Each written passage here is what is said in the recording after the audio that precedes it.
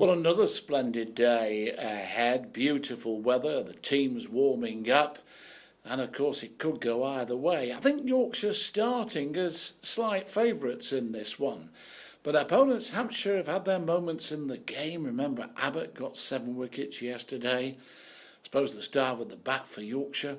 Gary Balance, a century, and then a half century in the second innings. So Hampshire started this third day needing 310 to win, 10 for no wicket they were. The opening pair, Carberry and Adams, started cautiously, but then a missed opportunity as Live put down Adams and the slips off Bresnham. The next over saw another chance go down. Carberry dropped at first slip by leaning off Code. Adams struck the opening boundary of the day off Code through mid-on, and Jimmy Adams hit a straight 4 off Bresnham to take Hampshire to 31 for no wicket. And Carberry followed it up with a pleasant cover drive off Code to the ropes. Further boundaries followed as Hampshire grew in confidence, and the partnership went to 65 with a 4 from Carberry. Patterson dropped short, and Carberry, in good form in this innings, blasted a 6 over mid-wicket. Adams had gone along very nicely and was closing in his half-century with 8 fours, but then the first wicket, Michael Carberry skied a delivery from Code, and Patterson took the catch at long leg. James Vince came in and watched as Adams provided a further 4 for his half-century. And at lunch, Hampshire 103 for 1, Adams 54, Vince is 6. Yorkshire need 9 wickets, Hampshire need 217 to win, and perhaps at the moment they're slight favourites. Vince timed one to perfection in the early part of the second session off Code to register a straight 4, and both players were timing the ball well as the run chase went below 200 runs required. Yorkshire were now in need of wickets as both batsmen picked up boundaries in the early afternoon sunshine.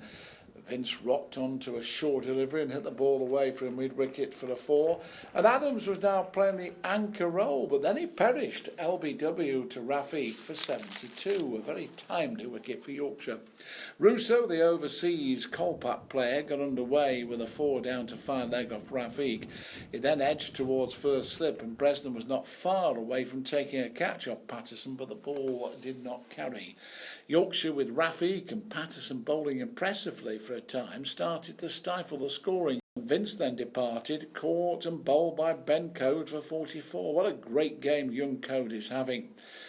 Irvine then played a loose shot and hard caught him behind to give Bresnham a wicket. Irvine out for 8. Hampshire going into tea, 200 for 4. Let's set it up for you. 120 needed for Hampshire to win, 6 wickets for Yorkshire. A great game of county championship cricket.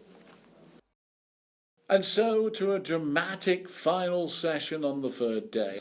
The new ball was taken and Russo drove elegantly in the covers for a boundary, and he went aerial to strike another boundary off Bresnham.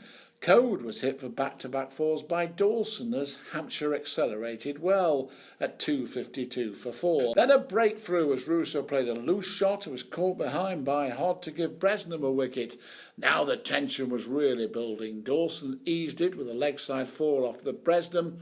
And Newman McManus, who looks a very decent wicket-keeper batsman, flashed the ball away through the slips. A lucky 4 off Ben Code. Then a brilliant catch by Tim Bresnham for a caught and bowl to get rid of Liam Dawson. Out for 37, this was a brilliant one-handed effort. Code was beating the bat with regularity, but Hampshire was still picking off the runs, sometimes with good fortune.